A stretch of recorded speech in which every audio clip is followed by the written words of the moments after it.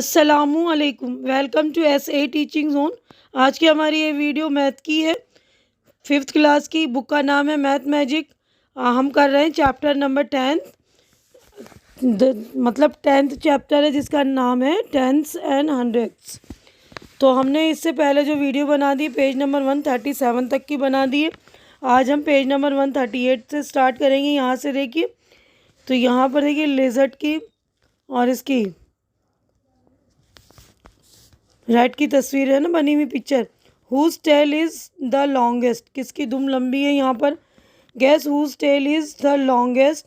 Now measure, तो मैंने पहले तो हमें गैस करना है कि किसकी दुम जो है लंबी है, उसके बाद हमें मेज़र करना है। Now measure the tail. How good is your guest, sorry is your guess, यानी आप अपने गैस में कितने अच्छे हो। तो I guess that the tail of monkey is the longest, यानी हमारा गैस था कि सब बंदर, ये जो है ना बंदर की दुम जो है सबसे लंबी है। तो यहाँ पर तो हम नाप कर देखेंगे तो क्या आएगा, हमारा गैस बिल्कुल करेक्ट है ना। अब यहाँ पर द लॉन्गेस्ट रुपी नोट, तो सबसे बड़ा जो रुपी नोट कौन सा होता है। What is the length of 100 rupee note, gas now measure it using a scale, यानी तो पहले हमें जो है गैस करना है और उसके बाद मेज़र करके देखना है। तो हमने गैस किया कि ये जो है इसका 100 रुपीज़ नोट का 16 सेंटीमीटर लेंथ है इसकी, और जब हमने इसको मेज़र किया तो हमारा आया 16.5 सेंटीमीटर बाय स्केल। स्केल से हमारा 16.5 आया।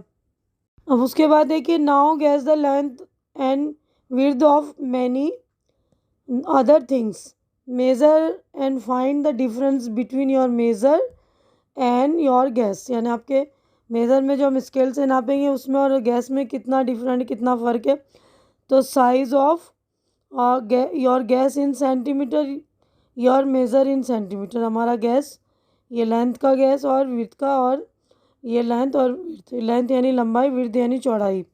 तो 100 रुपीज़ नोट का जो गैस था हमारा 16.0 सेंटीमीटर में है ये, और विड्थ थी इसकी, चौड़ाई थी 7.0, और हमने जब इसको नापा है तो 15.6 आया है, 15.7 आया है, और इसकी विड्थ आई है 7.3।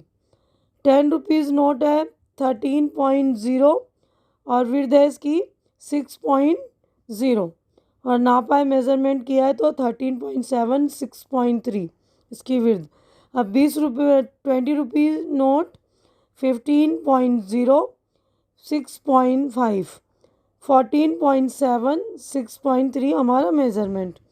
उसके बाद 5 रुपी नोट 11 जो है लेंथ है, 11 सेंटीमीटर लेंथ है इसका, और 6.5 विड्थ है। 11.7 जब नापा है तो 11.7 है, और 6.3 इसकी विड्थ है, चौड़ाई। पोस्ट कार्ड है 14 सेंटीमीटर हमारा गैस, और 9 सेंटीमीटर इसकी विड्थ, और जब नापते हैं मेज़र करा तो 14.5 एंड 9.5। उसके बाद मैथ मैजिक बुक, जो हमारी ये बुक है ना मैथ मैजिक की लगी हुई, वो हमारा गैस वर्क था 28.0 और इसकी चौड़ाई थी 22.0, और हमने नापा है तो 28.5 आया, और इसकी चौड़ाई आई है 21.5। तो गैस वर्क और मेज़र में आप देख लीजिएगा कितना फ़र्क है ना, बता सकते हैं अब आप।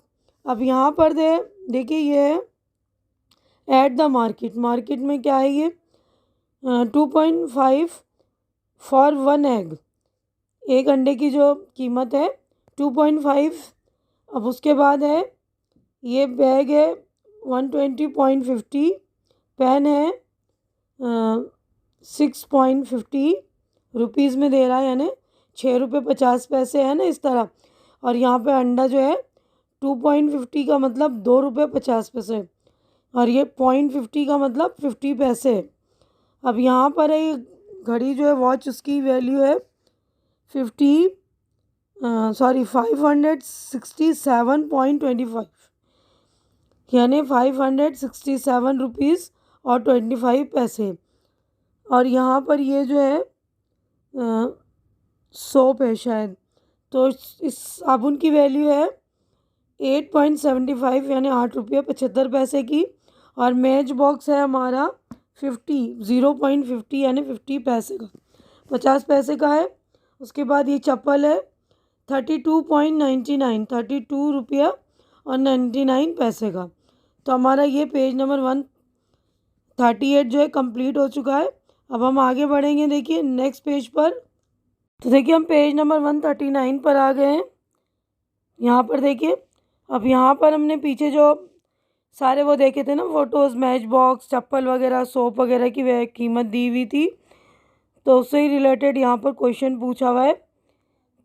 तो ये देखिए, look at this funny price 32 rupees and 99 paise, but if we give 33 rupees they don't give us back 1 paisa. तो ये बोला है कितना फ़नी, मतलब इसका कीमत है ना 32.99। अगर हम 33 रुपये देते हैं तो वो हमें पैसा वापस नहीं करेंगे ना। What part of a rupee is 1 पैसा, यानी कितना पार्ट होता है 1 पैसा 1 रुपये का। तो 1 रुपये का कितना पार्ट होता है, तो 100, 1/100 यानी 100 का जो 1 पार्ट होता है, यानी 1 रुपये में 100 पैसे होते हैं। तो ये 100 का जो एक पार्ट होता है, यह वाली फिल इन द ब्लैंक्स में 1/100 लिखेंगे। अब यहाँ पर ये है, this is only to fool us by showing paisa less. तो हमें जो बेवकूफ़ बनाते हैं ये 1 पैसा लेस करके। 1 पैसा इज़ 1/100 ऑफ अ रुपीज़, यानी 1 पैसा जो है 100 100 मतलब पैसे का एक हिस्सा है वो। Isn't it? It is written as rupee 0.01, so that is why we write 99 पैसा और रुपी 0.99। तो यानी जब रुपी 1 रुपया या 1 पैसा होता है तो हम रुपी में इस तरह लिख सकते हैं ना 0.01, और 99 पैसे होगा तो हम इस तरह लिखेंगे 0.99। ठीक है ना, तो ये 0.99 का मतलब 99 पैसे। अब यहाँ पर क्वेश्चन पूछा हुआ, हाउ मेनी पैसे does a match box cost. तो हमने पीछे पेज नंबर 138 पर पढ़ा था ना, तो मैच बॉक्स की कॉस्ट कितनी थी, 50 पैसे। तो हम यहाँ पर रुपीज़ ऐसे करके 0.50, ठीक है, इसमें तो 50 पैसे थे उसके कॉस्ट। अब यहाँ पर अगला नेक्स्ट है, how many match box can be got for 2.50 rupees, यानी 2 रुपये 50 पैसे में कितने मैच बॉक्स हम ख़रीद सकते हैं। तो देखिए 50 पैसे का एक है, तो 2 रुपये में कितने आएंगे, क्योंकि हमने अभी देखा ना 100 पैसे का 1 रुपया बनता है, तो 1 रुपये में 2 मैच बॉक्स आएगा ना, 50 और 50। तो 2 रुपये में 4 और 50 पैसे में एक और, तो टोटल हो गए 5। तो हम कितने मैच बॉक्स ले सकते हैं, 5। यहाँ हम लिख देंगे 5 मैच बॉक्स। अब उसके बाद यहाँ पर दिया हुआ है, how many rupee does the soap cost, यानी जो साबुन की कीमत थी वो कितनी थी। तो साबुन की कीमत थी 8.75, यहाँ पर हम लिख देंगे 8.75। अब उसके बाद एक क्वेश्चन है, देखिए, Arun wanted to buy a soap, he has a 5 rupee coin, यानी एक 5 का नोट है उसका, 2 1 rupee coins and 4 half rupee coins, और 4 जो है 50 पैसे का, यानी हाफ रुपी कॉइन यानी 50 पैसे का सिक्का है। Right in rupees what money he will get back, यानी आपको जो एक सोप ख़रीदेगा तो उसको कितने रुपए वापस मिलेंगे। तो इसका जो है सॉल्यूशन पूरा अच्छी तरह से देख लीजिए। तो देखिए यहाँ पर सॉल्यूशन है ना, तो हमने क्वेश्चन में पढ़ा ना कि एक जो है 2 रुपये का, 1 रुपये का जो 2 नोट है, और 4 जो है 50 पैसे के सिक्के हैं, तो कितने हो गए टोटल इसके पास, 9 रुपये हो गए, ठीक है ना। तो यहाँ पर देखिए एक जो है 5 रुपये का नोट है, तो यहाँ पर इस तरह लिखेंगे, एक 5 रुपये का नोट और 2 रुपये के 2 नोट थे, तो ये हो गए 2 रुपये, और 50 पैसे का 4 सिक्का है, तो ये हो गए 50, 4 सिक्का एक सा मतलब 2 रुपये हो गए ये। तो टोटल हमारे पास देखिए ये आ गया 50, 5 + 2 इन्हें टोटल रुपीज़ उसके पास है 9 रुपये, ठीक है ना। तो यहाँ पर 5 लिखना यहाँ पर हो गया गलती से मिस्टेक, तो ये आप लोग अच्छी तरह से कर लेंगे। 5 + 2 ठीक है ना। तो अब वो कॉस्ट ऑफ 1 सोप की जो वैल्यू थी 8.575 यानी 8 रुपये 75 पैसे है ना एक साबुन। तो अरुण के पास 9 रुपये है ना टोटल, तो 9 रुपये में से हम 8.75 माइनस करेंगे तो हमारे पास बचेगा 0.25, यानी इसको हम इस तरह लिख सकते हैं 900 यानी 9 रुपये यानी 900 पैसे, जिसमें से हम 875 पैसे माइनस कर दिए तो हमारे पास 25 पैसे बच गए। तो रुपीज़ में हम इस तरह लिख सकते हैं 0.25 रुपीज़ या 25 पैसे, ठीक है। बिल्कुल अच्छी तरह से समझ लेंगे आप लोग। तो देखिए अगला क्वेश्चन है question number 5A, an egg cost 2.5 rupees, यानी एक अंडे के वैल्यू हमने देखा था ना उस पेज नंबर 138 पर कि 2 रुपये 50 पैसे थे एक अंडे की वैल्यू कीमत, मतलब how much will 1.5 dozen cost. एक और हाफ डज़न यानी कितना हो गया, एक डज़न में तो 12 अंडे होते हैं ना, और हाफ डज़न यानी 6, तो 18 अंडे की हमें कॉस्ट मालूम करनी है। Kanan takes ₹60 and buy 1.5 dozen egg, उसके पास जो है 60 रुपये है और वो 1.5 डज़न एग ले रहा है। You can buy pen with the money left, और जो बचे हुए पैसे उससे हमें पेन भी लेने हैं। तो आप इसके भी सॉल्यूशन देख लीजिए। देखिए यहाँ पर मैंने सॉल्व कर दिया है। देखिए 1 डज़न कितना होता है, 12 पीस होता है, और हाफ डज़न मतलब 12 को हमने आधा कर दिया तो हो गया 6, तो 1.5 डज़न का मतलब हो गया 12 + 6 18 पीसीस, यानी 18 पीसीस अंडे 18 अंडे पहले मैंने आपको समझा दिया ना। तो इसके बाद कॉस्ट ऑफ 1 एग की कीमत जो है 2.50 रुपीज़ है, यानी 2.5 रुपये है। तो 18 को हम 2.50 रुपीज़ से मल्टीप्लाइड कर देंगे, तो 18 × 2 + 18 × 0.5, तो 2 से हमने करा तो 36 आ गया, और 50 यानी 50 पैसे को किया तो 9 रुपये आ गया, और 36 को 9 जोड़ दिया तो हमारा टोटल जो आ गया 18 अंडे की वैल्यू आ गई 45 रुपीज़, ठीक है ना।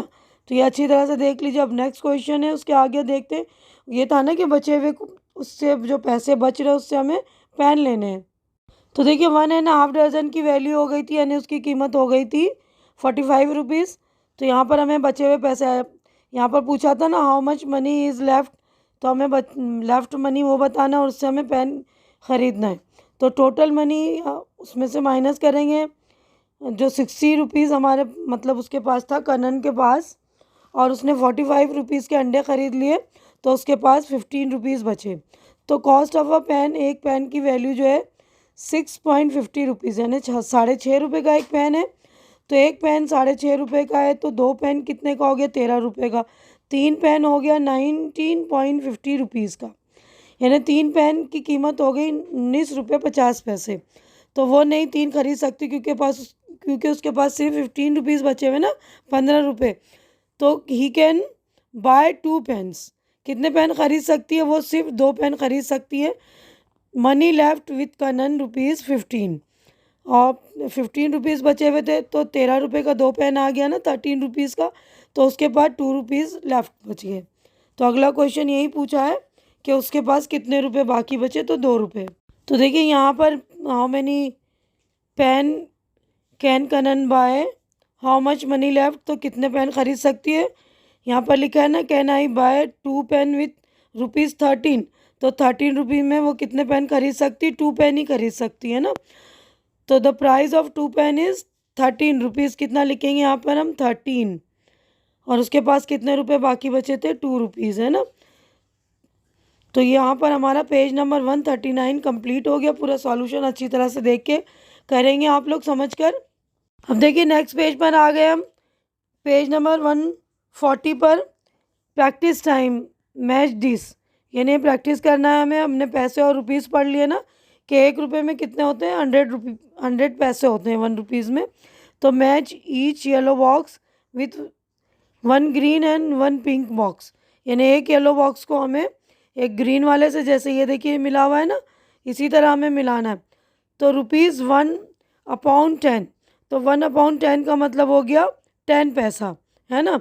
और 10 पैसे का मतलब ये ₹0.10। तो बिल्कुल अच्छी तरह से करना है आप लोगों को। अब उसके बाद ₹5/10 का मतलब हो गया 5 पैसे, ये वाला मिलेगा। और यहाँ पर हम कैसे लिखेंगे 5 पैसे को ₹0.05, ये वाला मिलेगा, ये वाला 0.05 वाला। बिल्कुल अच्छी तरह से मैच करेंगे। इसीलिए मैंने पहले मैच नहीं किया, क्योंकि पहले मैच किया था तो बहुत ज़्यादा घिचपिच हो रहा था, समझ में नहीं आएगा। इसीलिए मैंने सोचा कि हैंड टू हैंड आपको मैच करके बताऊं। तो अब ₹3.4 का मतलब हो गया 75 पैसे, ठीक है ना। और हम यहाँ पर ऐसे लिखेंगे, ये देखिए 0.75।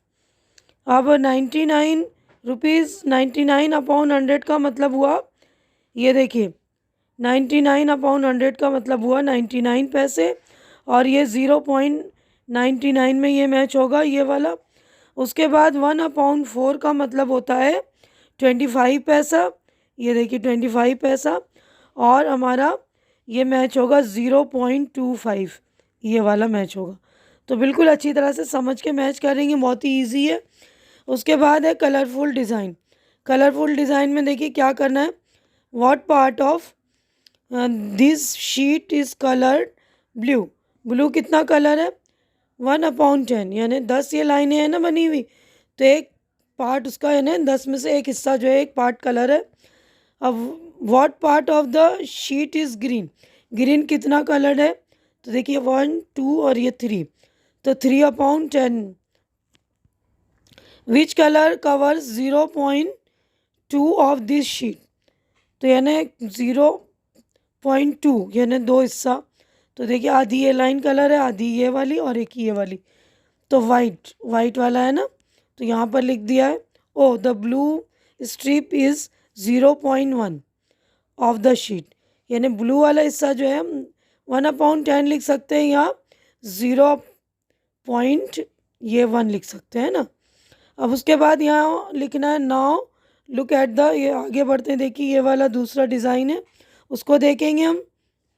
Now look at this second sheet, each strip is divided into 10 equal boxes, यानी हर शीट उसको जो है स्ट्रिप जो बनी हुई थी लाइन है, उसको 10 बॉक्सेस में डिवाइड कर दिए। तो डिवाइड इनटू 10 इक्वल बॉक्सेस, तो how many boxes are there in all, तो कितने बॉक्सेस हो गए, यानी 10 देखिए यहाँ से और 10 यहाँ से, यानी 10 10 10 10, तो 10 इंटू 10 यानी कितने हो गए, कितने बॉक्सेस हो गए 10 इंटू 10, तो हो गए टोटल 100 बॉक्सेस, ठीक है ना। तो इस तरह लिख लेंगे, ये टोटल जो है ये 100 बॉक्सेस है, एक लाइन में 10 बॉक्स है और 10 लाइन में यहाँ से भी 10 है और यहाँ से भी 10 है। In each box 1/100 part of the sheet, यानी हर बॉक्स जो है एक जो बॉक्स है 1/100 पार्ट है, तो यस है ना। How many blue boxes are there, तो ब्लू बॉक्स कितना है 10 है, क्योंकि इसमें एक स्ट्रिप है ना, तो इसको 10 पार्ट में डिवाइड किया है ना, 1 2 3 4 है इस तरह, तो ये 10 है। इज़ ब्लू टू इक्वल 10/100 और of the sheet we saw that blue is also equal to 1/10, तो हमने देखा कि जो ब्लू है पूरे पार्ट का, यानी एक लाइन पूरी कवर है ना, 10 में से पूरी एक लाइन कवर है, तो क्या ये 10/100 सही है। ये वी रोट इट 0.1, यानी हम इस तरह लिख सकते हैं ना इसको 0.1, तो क्या ये सही है, yes we can say it, हम कह सकते हैं कि ये 10/100 है, 1/10 है और 0.1 है, पूरी शीट का जो है 0.1 पार्ट है। तो ये हमारा पेज नंबर 140 कंप्लीट हो गया है। तो देखिए हमारा ये पेज कंप्लीट हो चुका है ना। तो मैं अपनी वीडियो यहीं पर कंप्लीट करती हूँ। उम्मीद है कि जो कुछ मैंने आप लोगों को एक्सप्लेन किया है अच्छी तरह से आपकी समझ में आ गया होगा, और मेरी वीडियो भी आप लोगों को अच्छी लग रही होगी। मेरे समझाने का अंदाज़ भी आप लोगों को पसंद आ रहा होगा। मेरी वीडियो अच्छी लग रही है, मेरे समझाने का अंदाज़ आप लोगों को अच्छा लग रहा है, तो मेरी वीडियो को ज़्यादा से ज़्यादा लाइक कीजिए, शेयर कीजिए, ताकि जो भी ज़रूरतमंद बच्चे हों उनकी ज़रूरत पूरी हो सके, उनको हेल्प मिल सके, यानी उनकी जो मैंने समझाया उनको भी समझ में आ सके ईज़िली।